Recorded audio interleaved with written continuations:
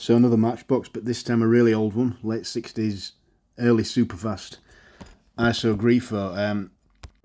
This video will be split into two parts. I'm going to go into a little bit more detail. The last four, it was almost like a summary, really, of what got done. So without going into too much overly long, gory detail of sort of endless grind, but I am going to try and cover every aspect of the restoration and not miss anything out on this one. So yeah, it will go into two parts. Plus it's largely going to be a factory restoration, but I am going to do something with the wheels because it's on the early sort of skinny super fast wheels. They're really good. They're really nice looking wheels, but they are a bit skinny, and especially on a car like this that's sort of, well, it's sort of half supercar, half muscle car. I don't quite know how you categorise it, but it certainly looks like it needs to be on something a bit wider. But I do like the design of the wheels, and also it's nice to just use, if you can use a completely 100% original parts. It's nice to do that. This isn't a particularly terrible example. It's obviously it's very scruffy and worn looking, but there's nothing really broken on it, and we're just opening it up now. The main thing is the suspension, the plastic suspension leaf or whatever you want to call it. I mean, they break for fun. They're nice. They work nicely as suspension when they're all right. But most of the time, by the time when you come to open one up years later to restore it or whatever, you find that leaf's long been broken. The interior, I mean, the interior's filthy because it's got open doors, so it's got opening doors, so it's been able to be exposed to the elements over its life. So it's got a bit, just a surprise rivet there, just holding the glass in. Always nice to get a surprise rivet that you didn't think you have to do. Anyway, that's it done. You just got to get it to, if you can just see like a bright sort of edge. You don't need to completely obliterate the rivet. Just you just need to get enough of the head off. That's all. Think of it like a mushroom, and you just taking enough of the mushroom head off. These doors can catch you out when you open them up. A lot of the time, and you start opening the doors, you forget that the car's not in one piece anymore, so the door will just fall off. It can take you by surprise. Now it's quite important that you handle these properly. That's why I've slowed it down for a second, because that little ribbon that you can see, that little metal ribbon inside that holds the doors on, if you break that or lose it, there is nothing on this earth that makes a good replacement for it, or certainly nothing that I've come across. People have suggested all sorts of things, none of them work. If anybody out there knows of anything that works, that can be a thin enough piece of metal with enough kind of tensile strength to be able to act as a spring to open the doors and close them properly, you let me know, because I can't think of anything. So like I said, that little ribbon of steel that keeps the doors there, that keeps the doors in place, that is precious. Do not break it, do not lose it. Otherwise you're looking at this car that you're probably going to have to glue the door shut on permanently. So yeah, in this case it's fine, and the suspension's fine. Pretty much everything's fine on this one, really. The glass has got a little bit of a hairline crack in it. We're not going to get rid of that hairline crack. The axle's bent. I mean, you could see that when the car was still together, so we'll have to do something with that. I'm actually going to show you it going into the sophisticated stripping device. Yeah, it's an empty coffee jar with some cellulose thinners in it.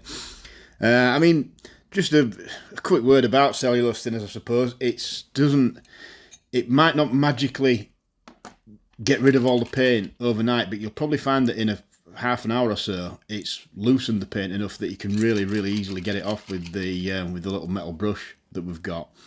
But I mean, effectively, you've got to, when you're dealing with cellulose thinners, treat it like petrol, because it is like petrol. It'd probably do you the same amount of damage if you drank it as petrol would, and it'd start a fire as quickly as petrol would as well. So be careful with it.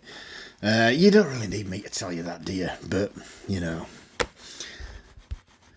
So the base plate, it's just going through, we're just going through the metal toothbrush, so to speak, and then the coarse wire wool, and then the fine wire wool. So you can see what I've done there on that end section of it. That's had all 3 done, so you just repeat that for the whole thing. Should take you 5-10 minutes, something like that.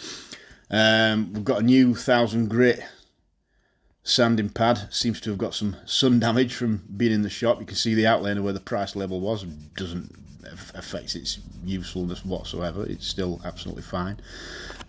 So again, as I demonstrated on the glass video, the last one that I put up, you're just going down through the different pads from 1000 grit to ultimately ending up at 10,000 grit. So yeah, we're on to that was the 2000, so you can see it's giving it a little bit of shine back. We're on to the 3000, and you just do this for each pane of glass that's on the window unit. I'm just showing you it quickly here. It does take a bit longer than this. You should probably allow, for this glass, I'd say probably about 10 minutes all told. Yeah, it didn't get rid of the hairline crack. It was never gonna, nothing was ever gonna, that hairline crack is gonna be there forever, unfortunately. But it's just, you know, as long as the rest of the glass is nice and clear and shiny and the rest of the car looks nice, it doesn't really matter. So yeah, you can see now, you can see the interior through it perfectly. That's kind of what it's going to look like when it's back in the car. So just repeat what's been done there for the rest of the glass. The axles, they're a little bit pitted, a little bit corroded, so just using a bit of wire wool there just to polish them up and then straighten that bent one out. It's just, you can see here, I've got it held in one set of pliers while I mess about and manipulate it with another set of pliers. You just keep, I mean, there's no hard and fast way of doing this. You just keep going with it until you get this, until it's nice and straight. Might take a couple of minutes. So we're going to do the wheel widening trick that's been on in my other videos. That's I've gone into it in a lot more detail than this on other videos, but same principle. So you take the original wheel. I've got an array of plumbing O-rings in various different sizes, so I just pick the one that's more or less the same size as the actual wheel, carefully super glued it around the edge, and then make sure it's straight, make sure it's not rotating at an offset angle or anything like that, and it's not going to look stupid. And then it's just a case of yeah, just if you can see some traces of red there on the O-ring, that's because I did have an idea of maybe giving it a little bit of a red wall effect. I abandoned that, so I've just gone around it all in silver just to sort of try and make it look like the wheel's got an actual bit of a dish to it while widening the wheel at the same time. So you can get as much paint on the outside as you want at first, and then you sand it off like I just did there, just using a bit of water just face down on the sanding pad. Then you fit the sort of tyre center, if you like, and that's a little bit of heat shrink tubing. Measure it out. It's always best to measure it out. With this one, I found 4mm to be about right, but it'll vary depending on what wheel you're using and what thickness of O-ring that you're using to go over it. You want it to cover you want it to span the width, the sort of central tread, if you like, width of the wheel. You want it to span that and just go a little bit onto the O-ring as well. You don't want it to go over the edge of the O-ring. If you decide that you didn't quite get enough paint, silver on the inside to create the sort of wheel rim, you can revisit it even after you've applied the tyre, but just be really, really careful by this point. So, like I say, if you want an in-depth video on this method, I think it's the second and third videos I ever put up with the Metro and a Corgi brown Corgi Mustang, I think. This is like a trial run that I did beforehand. I just mounted the O-ring on there with a little bit of blue tack, just to make sure it would fit and that it would rotate once it was in the body. And then this is like the final trick, just right at the end, just a little bit of Tamiya clear. Just put it around the edge just to give it a nice shiny sort of, well, it's like a tiny, shiny, slick new tyre, I suppose. But yeah, if you want an in-depth video on that, those first 2 videos that I did were basically all about, well, the first video wasn't this, but the second and third ones were all about this. So just have a look at those if you want a complete walkthrough of the whole thing. And then, yeah, the interior, I mean, that's self-explanatory. I just cleaned it using some washing up liquid and a toothbrush, and it seems to have brought it up very nicely indeed. The tow hitch, because I'm making this one close to factory, I'm not going to kill the tow hitch off. It's tempting just to cut that and just get rid of it. And I mean, I think the real thing could do something like 180 in like the mid to late 60s. I can't imagine it really being something that somebody'd buy and then just, oh, I know, I'll just fit a little tow hitch to it so I can tow a little trailer down to the tip. However, because like I say, I'm going to be doing this more or less back to factory, and I do know how to repair these tow hitches, then I might as well. So it's just a case of cutting off the sand, obviously sand it down, the point of the tow hitch that's still left, sand that all down, and then just cut a very, very small piece from the end of a cocktail stick, and then put it in place with super glue, and then it's just a case of moving it around, just like shuffleboard or something, just shoving it around until you've got it nice and central, so that when you're looking down from it, when you're looking down it from above, it looks like it's in the middle, and when you look at it from the back, it looks like it's central there as well.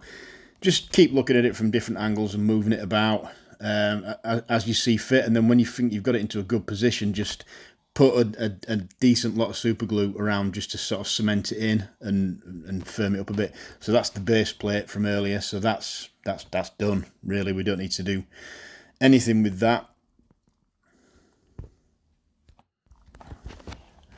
And we're coming up to a stopping point now where we'll sort of conclude this part and leave the rest of it for part 2. But we'll just get a bit of the prep work done on the actual body itself, because everything else is pretty much done.